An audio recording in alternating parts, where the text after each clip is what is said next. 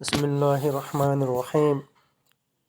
ایک رات ایک عورت کا شوہر ہر وقت کسی نہ کسی مہمان کو گھر لے آتا اور اپنی بیوی سے کہتا ان کے لیے کھانے کا انتظام کرو۔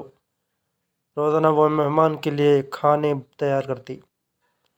آخر کار وہ روز کے معمول سے تنگ آ گئی اور ایک دن رسول پاک صلی اللہ علیہ وسلم کے پاس گئی اور کہنے لگی، یا رسول اللہ صلی اللہ علیہ وسلم، میرا شوہر روزانہ کسی مہمان کو گھر لے آتا ہے اور میں کھانے بنا کے تھک جاتی ہوں۔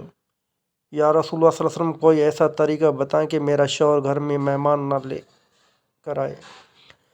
اس وقت نبی پاک صلی اللہ علیہ وسلم خاموش رہے اور وہ عورت نبی پاک صلی اللہ علیہ وسلم کی خاموشی دیکھ کر واپس آ گئی۔ اگلے دن نبی پاک صلی اللہ علیہ وسلم نے اس عورت کے شوہر کو بلایا اور کہا کہ کل میں تمہارا مہمان ہوں۔ وہ آدمی بہت خوش ہوا اور آ کر اپنی بیوی کو بتایا کہ آج نبی پاک صلی اللہ علیہ وسلم ہمارے مہمان بن کے آئیں گے۔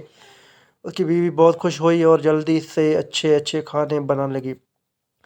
جب نبی پاک صلی اللہ علیہ وسلم اس عورت کے گھر آئے تو نبی پاک صلی اللہ علیہ وسلم نے اس کے شوہر سے کہا کہ جب میں کھانا کھا کے واپس جانے لگوں تو اپنی بیوی سے کہنا میرے گھر سے نکلنے تک پیچھے دیکھتے رہے۔ اس کی بیوی نے ایسا ہی کیا۔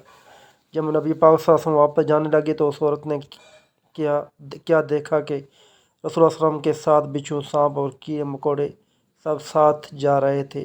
وہ یہ منظر دیکھ کے بے ہوش ہو گئی۔